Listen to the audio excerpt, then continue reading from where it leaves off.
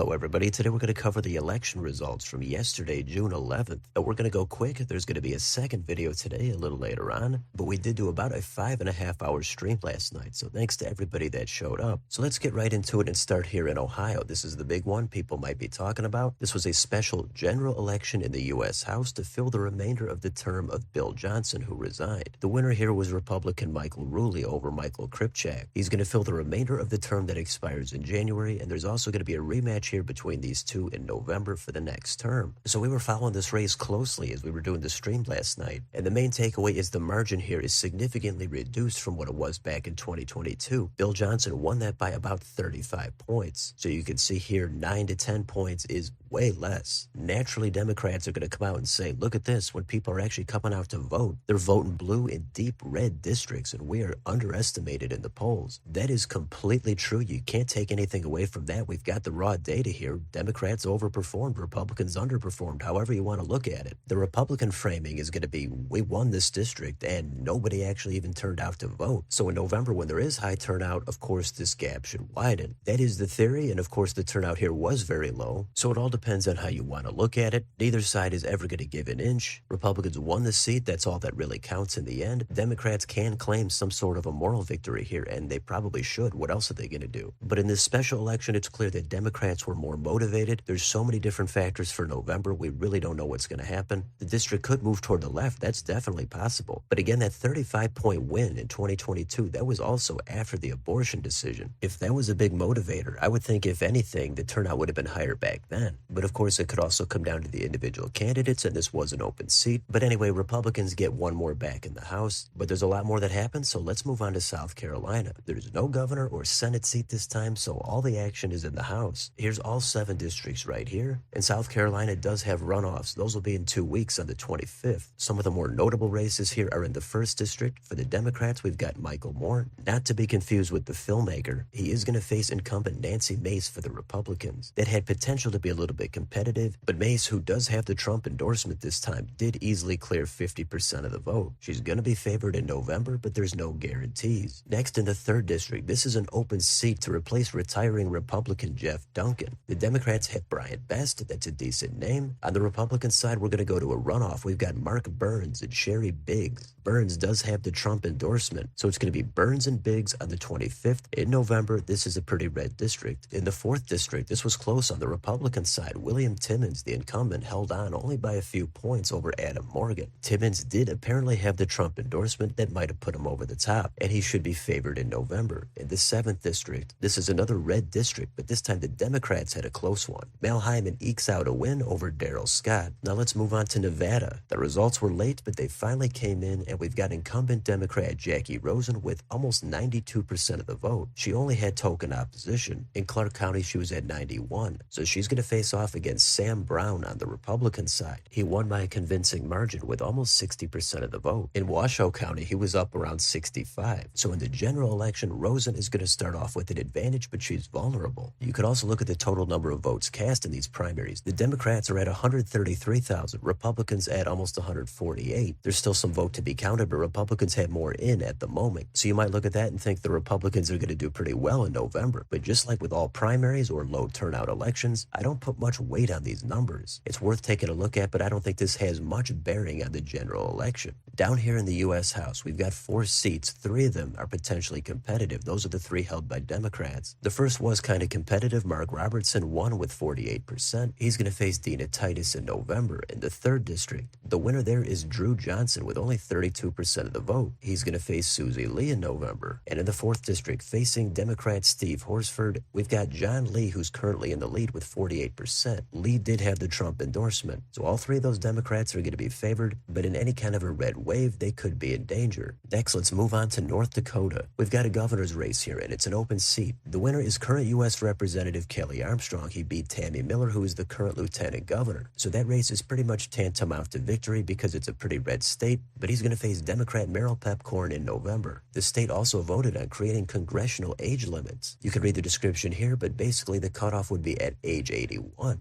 I was skeptical on thinking this would pass, but it looks like it does with about 61%. It's going to be subject to court challenges, but I could see it being struck down in the end. Then down here we've got the lone U.S. House district. For the Democrats, Trigg v. Hammer was the winner. The Republican winner here is Julie Fedorchak. She did have that Trump endorsement. She was able to fend off a challenge from Rick Becker and Kara Mund. Those are not necessarily two no-name candidates. In November, she's going to be heavily favored. And finally, let's go on to Maine. The only thing to take a look at here are two U.S. House districts. The first district is very blue, but incumbent Shelley Pingree won uncontested. She's going to face Ronald Russell in the general. In the second district, this is much redder, but it's held by incumbent Democrat Jared Golden. He is going to face Austin Theriault in the general election. And again, he is someone who does have the Trump endorsement. He's young. He's only about 30 years old. My best guess is Golden is the favorite, but this is an unusual enough district and it's very Trump-friendly that theoretically Golden could be defeated, but they do have ranked choice voting here. It should be fun to see what happens. And like in Maine, as well as some of these other states, there's also elections for the state legislature down below. And the very last thing here is this U.S. Senate race for Maine. It's not at all high profile because we've got incumbent independent Angus King running for re-election. So we've got a Democrat and a Republican who are going to go up against him. King is the heavy favorite, but these are your two nominees right here. So that's it. That's pretty much all the action from June 11th. So let me know in the comments, what do you think about any of these results? How about that Ohio special election? Is that a big warning sign for the Republicans, or is the turnout so low that it doesn't really matter? How about in South Carolina, who's going to win the runoff? And what about Nevada, North Dakota, or Maine? Let me know what you're looking at down below on your way out. Don't forget to like, share, and subscribe. Join if you'd like to help support the channel. Thanks for watching, and I'll see you next time.